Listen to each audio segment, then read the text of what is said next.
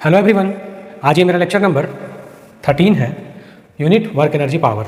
ठीक है, पिछले वीडियो लेक्चर में हम लोग डिस्कशन किए थे different types of forces. Types of forces, इसमें दो तरह का टाइप हम बताए थे आपको, कंजर्वेटिव फोर्स और दूसरा नॉन कंजर्वेटिव फोर्स। हम लोग कंजर्वेटिव फोर्स के बारे में ये जानते हैं, एक ऐसा फोर्स जो पाथ पर डिपेंड नहीं करता है। कंजर्वेटिव फोर्स एक ऐसा फोर्स है जो कि पाथ पर डिपेंड नहीं करता है, और उसका उल्टा नॉन कंजर्वेटिव ऐसा फोर्स है जो पाथ पर डिपेंड करता है। इस कंजर्वेटिव फोर्स का एग्जाम्पल हम लिखे थे ग्रेविटेशनल फोर्स और फ्रिक्शन फोर्स। ठीक है, ग्रेविटेशनल फोर्स और इलेक्ट्रोस्टैटिक फोर्स, फ्रिक्शन फोर्स नहीं होगा, ग्रेविटेशनल फोर्स और इलेक्ट्रोस्टैटिक फोर्स, इसका एग्जांपल होगा कंजर्वेटिव फोर्स का, और नॉन कंजर्वेटिव फोर्स का एग्जांपल आपको होगा वो फ्रिक्शन फोर्स, क्योंकि फ्रिक्शन फोर्स ऐसा फोर्स है जो कि पाथ पर डिपेंड करता है। ओके, तो आज हम लोग इसी को यहाँ देखेंगे। कंजर्वेटिव फोर्स का डेफिनेशन हम पिछला क्लास में लिखे थे, आज हम लोग उसका प्रूफ को देखेंगे, किस तरह से इसको प्रूफ करते हैं हम लोग। प्रूफ, पहले फिगर समझिए।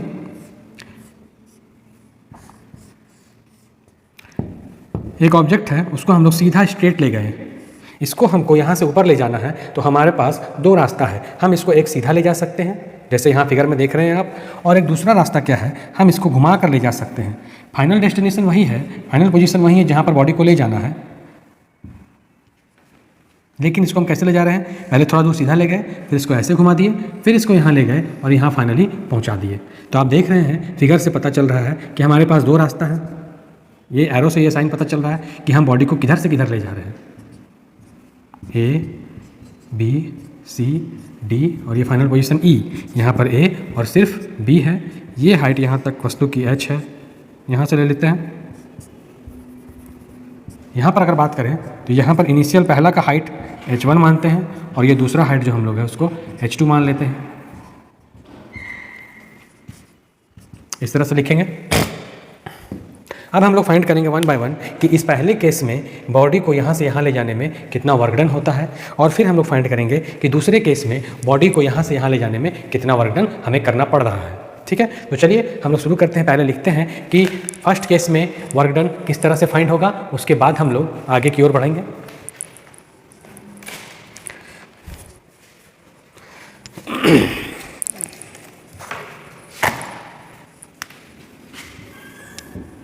इन फर्स्ट केस ये है, दूसरा केस ये है। ठीक है, यहाँ लिख देते हैं फर्स्ट केस, और ये है आपको सेकेंड केस। देख लेते हैं फिगर आ रहा है कि नहीं। चलिए ठीक है, फर्स्ट केस की जब हम लोग बात करते हैं तो हम लोग वर्क डन फाइंड करेंगे। Work done to raise the body from point A to point B is given by W बराबर Fs होता है। हम जानते हैं वर्क का फार्मूला फोर्स इंटू डिस्प्लेसमेंट है। अब हम लोग यहाँ पर वैल्यू पुट करेंगे तो F के जगह हम लिख सकते हैं ma, न्यूटन का सेकेंड लॉ के according force is directly proportional to acceleration, ऐसा लिखते हैं। जब इस प्रोपोर्शनल साइन को हटाया जाता है तो यहाँ पर मास को कांस्टेंट के रूप में लिखते हैं। ये हमारा न्यूटन का सेकंड लॉ बन गया। बट यहाँ पर आप देखिए, बॉडी को हम नीचे से ऊपर की ओर ले जा रहे हैं तो अगेंस्ट ग्रेविटी काम कर रहे हैं। यहाँ पर जो एक्सेलरेशन बॉडी में होगा वो होगा एक्सेलरेशन ड्यू टू ग्रेविटी। हम लोग क्या लिखेंगे, एफ एम ए की जगह एम जी कर देंगे। दूसरा देखिए, यहाँ से यहाँ तक का जो डिस्टेंस है वो कितना है, हाइट h है, तो हम लोग लिखेंगे एम जी इंटू एच, इसको इक्वेशन 1 मानेंगे। ये फर्स्ट केस का हमारा इक्वेशन निकल गया जब हम लोग बॉडी को रखते हैं पॉइंट ए से पॉइंट बी तक पहुँचाते हैं। ये हमारा फर्स्ट केस का है। ठीक है, इसके बारे में थोड़ा डिटेल हम लोग लिख लेते हैं।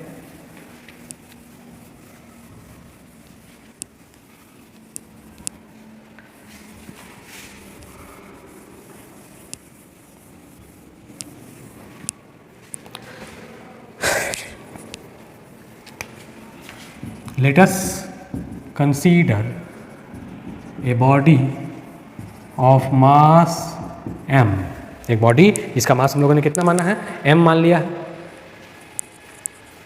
Is raised vertically upwards direction, ठीक है। अपवर्ड डायरेक्शन में हम लोग बॉडी को रेज कर रहे हैं, रेज करने का मतलब होता है उसको हम लोग उठा रहे हैं, ठीक है। कब, कहाँ से, from the surface of earth, from the surface of earth as shown in the figure given above। जैसा कि पहला केस के फिगर में दिखाया गया था कि बॉडी को हम लोग वर्टिकली रेज कर रहे हैं, वर्टिकली उसको हम लोग उठा रहे हैं, ठीक है। और इस केस में जो वर्क डन होगा अगेंस्ट द ग्रेविटेशनल फोर्स होगा। इन दिस केस, यहाँ लिख लेते हैं, in this case the work done जो होगा by gravitational force, against the gravitational force, work done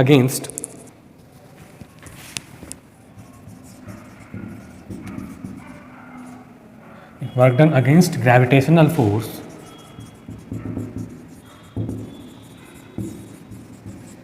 force is equal to, किसके इक्वल होगा, वो हो जाएगा potential energy of the body is equal to the potential energy of the body at height h। कितनी ऊंचाई पर body का potential energy हम लोग देख रहे हैं, h ऊंचाई पर, वो हो जाएगा mgh,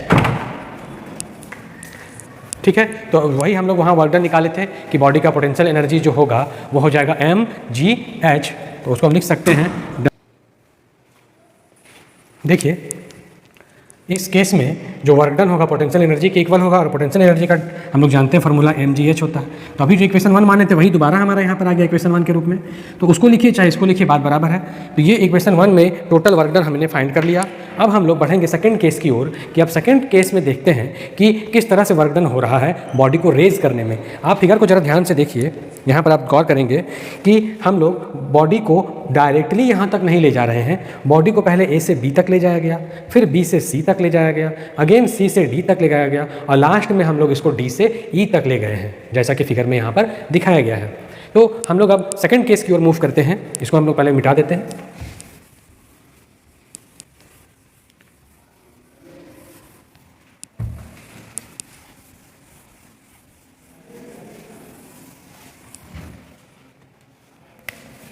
लिखते हैं इन सेकंड केस, ये ठीक है। सेकंड केस में हम लोग देख रहे हैं body of mass m, but now path उसका अलग हो गया जैसा कि फिगर में दिखाया गया। तो लिखेंगे let us consider a body of mass m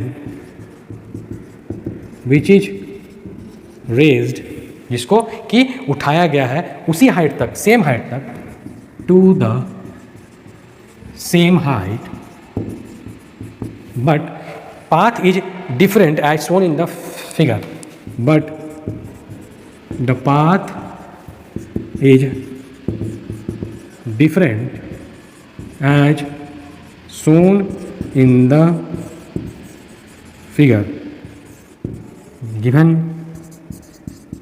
above। अब हम लोग इसमें part by part work done निकालेंगे बॉडी का। सबसे पहले हम लोग निकालेंगे A से B तक ले जाने में कितना वर्क डन हुआ, फिर हम लोग फाइंड करेंगे B से C तक ले जाने में कितना वर्क डन हुआ, अगेन C से D तक में वर्क डन फाइंड करेंगे, और लास्ट में हम लोग D से E तक बॉडी को ले जाने में जो वर्क डन हुआ उसको फाइंड करेंगे, और हम लोग सबको टोटल वर्क डन निकालने के लिए ऐड कर देंगे। तो हमें पता चल जाएगा कि आखिर इस बॉडी को ऊपर रेज करने में टोटल वर्क डन कितना हो रहा है।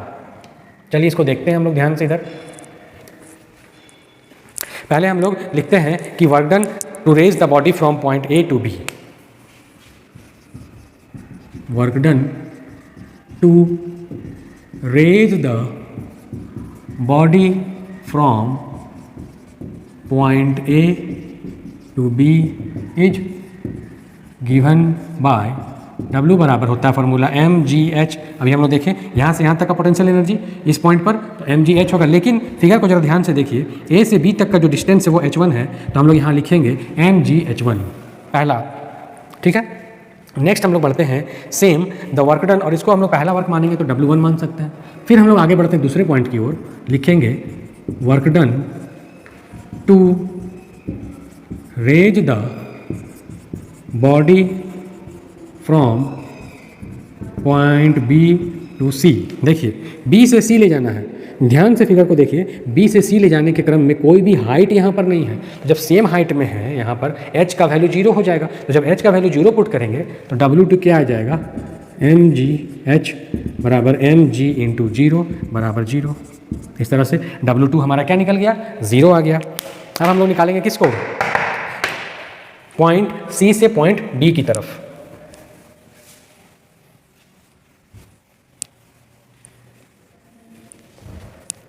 फिर वही सेंटेंस हम दोबारा रिपीट करेंगे, लिखेंगे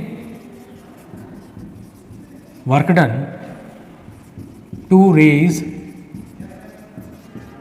the body from point C से D to D is given by, ये हो जाएगा आपका W3।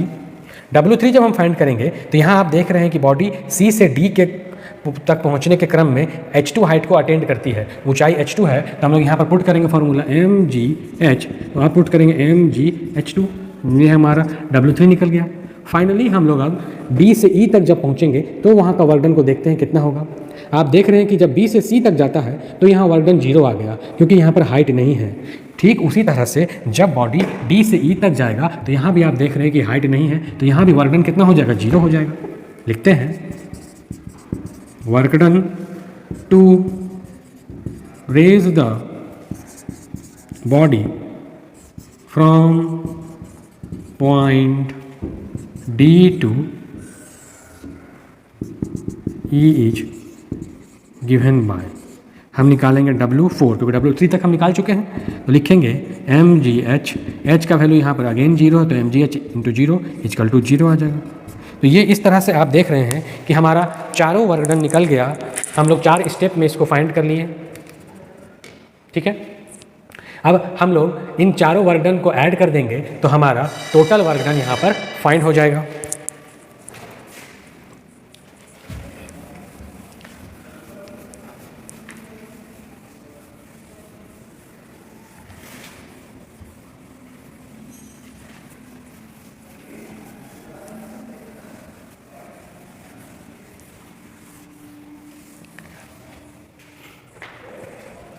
देखिए इसको लिखेंगे हम लोग,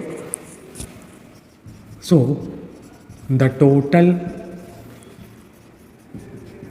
work done is given as W बराबर W1, W2, W3, W4।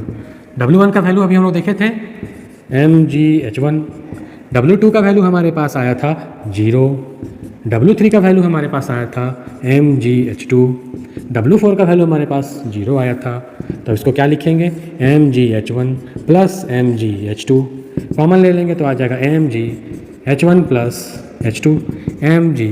अब ध्यान से देखिए h1 h2 को क्या लिखा जा सकता है, h, because h1 plus h2 को आप जोड़ेंगे तो आपका रिजल्ट क्या आएगा, h बराबर mgh, इक्वेशन 2। अब आप इक्वेशन 1 को देखिए पहला रास्ता में फर्स्ट केस में, और आप एक इक्वेशन 2 को देखिए दूसरा रास्ता में सेकंड केस में, तो आप पाएंगे कि दोनों ही केस में जो वर्क डन हो रहा है वो सेम हो रहा है। तो इस तरह से हम बोल सकते हैं कि जो फोर्स है वो पाथ पर निर्भर नहीं किया, क्योंकि पहले रास्ता में भी mgh जो हम लोग सीधा ले गए थे, और हमने फिर दोबारा देखा कि दूसरे रास्ता में भी mgh ही आया जब हम लोग बॉडी को सीधा ना ले जाकर घुमा कर ले गए थे। तो कंक्लूजन के तौर पर हम लोग लिखेंगे, here in the both cases we see that work done by force does not depend on the path followed by the body. Here in both cases we see that work done by force does not depend on the path followed by the body. It means it is independent from the path. ये path पर निर्भर नहीं करता है। तो इस तरह के हम लोग फोर्स को बोलते हैं जो पाथ पर निर्भर नहीं करता है, उसको बोलते हैं कंजर्वेटिव फोर्स। ठीक है। अब इसका ठीक उल्टा होता है नॉन कंजर्वेटिव फोर्स। अब हम लोग नॉन कंजर्वेटिव फोर्स का डेफिनेशन को लिखेंगे। तो जो डेफिनेशन हमने कंजर्वेटिव फोर्स में लिखा था बस उसी में थोड़ा सा बदलाव करना है, थोड़ा सा चेंज करेंगे तो हमारा दूसरा डेफिनेशन फाइंड हो जाएगा। हम लोग उसको आसानी से लिख सकते हैं। तो चलिए हम लोग उसको लिखते हैं। हेडिंग देंगे हम लोग अब non conservative force.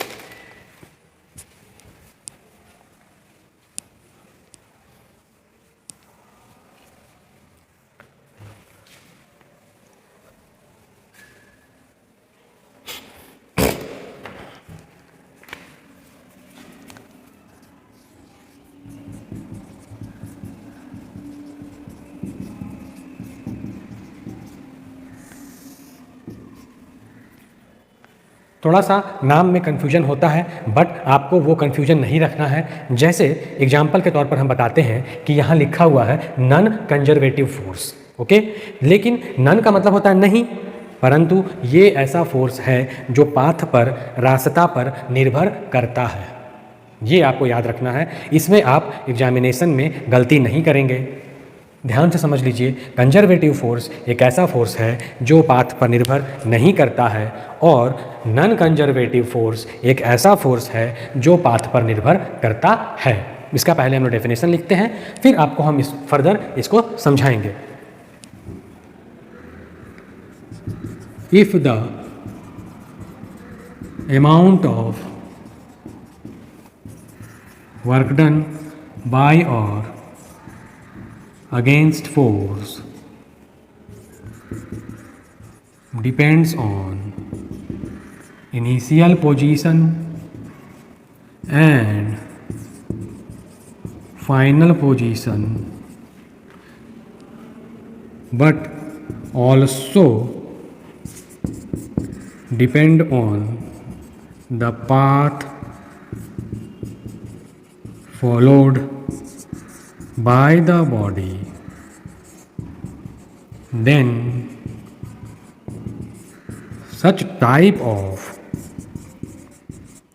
force is called non-conservative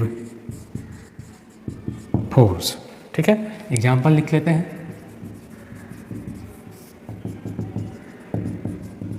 friction force is the example of non-conservative force। ठीक है, याद रखेंगे आप। कंजर्वेटिव फोर्स का एग्जाम्पल होता है ग्रेविटेशनल फोर्स और इलेक्ट्रोस्टैटिक फोर्स। ग्रेविटेशनल फोर्स के बारे में आपको 11th क्लास में पढ़ना है और जो इलेक्ट्रोस्टैटिक फोर्स है उसके बारे में आपको क्लास 12th के फिजिक्स के फर्स्ट यूनिट में इलेक्ट्रोस्टैटिक जिसका नाम है वहाँ पे पढ़ना है। दोनों ही फोर्स का जो नेचर है वो कंजर्वेटिव होता है, ये बात आप ध्यान रखेंगे। नॉन कंजर्वेटिव फोर्स का एग्जाम्पल है फ्रिक्शन फोर्स। फ्रिक्शन फोर्स का मतलब घर्षण बल। ठीक है, चलिए इसका डेफिनेशन को एक बार पढ़ लेते हैं। If the amount of work done by और अगेंस्ट फोर्स, अगर कार्य की मात्रा फोर्स के द्वारा या उसके विरोध में डिपेंड निर्भर करता है इनिशियल पोजीशन प्रारंभिक अवस्था और फाइनल पोजीशन अंतिम अवस्था, बट और साथ ही साथ ऑल्सो डिपेंड करता है किस पर, पाथ पर यानी रास्ता पर जो पाथ फॉलो किया गया किसके द्वारा, बॉडी के द्वारा, तब उस तरह के फोर्स को हम लोग बोलते हैं नॉन कंजर्वेटिव फोर्स। ठीक है, इसका एग्जाम्पल समझ लीजिए। मान लीजिए एक बहुत भारी बक्सा यहाँ रखा हुआ है और हम आपको बोलें कि इस बक्सा को आप यहाँ से वहाँ ले जाइए, तो ज़मीन पर रखा हुआ भारी बक्सा आप खींच कर ले जाएंगे, तो आप उस बक्से को सीधा खींच कर ले जाएंगे वहाँ तक, या आप उस बक्से को पहले थोड़ा उधर ले जाएंगे, फिर उधर ले जाएंगे, फिर घुमाकर वहाँ तक ले जाना पसंद करेंगे। आप खुद से मन में ये इमेजिन कर सकते हैं कि बक्सा को जो भारी है ज़मीन पर रखा गया है उसको सीधा ले जाना बहुत आसान होगा, परंतु उसको ऐसे घुमा घुमा कर फाइनल पोजीशन तक ले जाना बहुत ही कठिन होगा। और ऐसा क्यों होता है? क्योंकि जब हम लोग बक्सा को सरफेस पर खींचते हैं तो वहाँ पर एक फोर्स हमारे मोशन का विरोध करता है और उस फोर्स का नाम है फ्रिक्शन फोर्स। और ये फ्रिक्शन फोर्स आप अगर बक्से को सीधा ले जाते हैं तो वहाँ पर कम लगेगा, परंतु जब आप बक्से को घुमा घुमा कर ले जाएंगे तो वहाँ पर यही फ्रिक्शन फोर्स बहुत ही ज़्यादा लगेगा। तो आप देख रहे हैं कि बक्सा को यहाँ से वहाँ तक ले जाने के लिए दो रास्ता है। उसमें पहले रास्ता में फोर्स कम है और दूसरे रास्ते में फोर्स ज़्यादा है। तो इस तरह से हम बोल सकते हैं कि ये जो फ्रिक्शन फोर्स है ये रास्ता पर डिपेंड कर रहा है, और ऐसा फोर्स जो रास्ता पर डिपेंड करता है उस तरह के फोर्स को बोला जाता है नॉन कंजर्वेटिव फोर्स। ठीक है बच्चों, आज का ये टॉपिक हम लोग यहीं समाप्त करते हैं।